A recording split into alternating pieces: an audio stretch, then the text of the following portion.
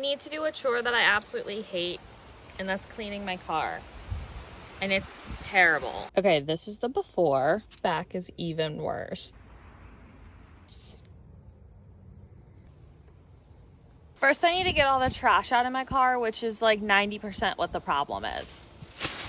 I wonder where this is from. Why do I have 4 completely full water bottles in my car? There's more trash. This shouldn't really go here. I have no idea how long this has been in my car. Window.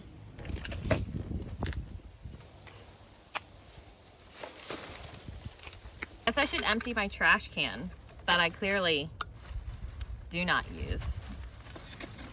If only I used that. Look at all this trash that was in my car.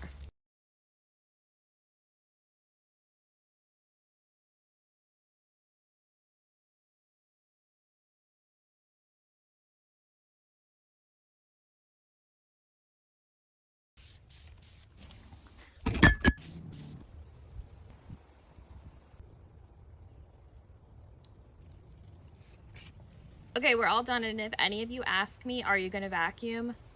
No, I'm not going to vacuum it.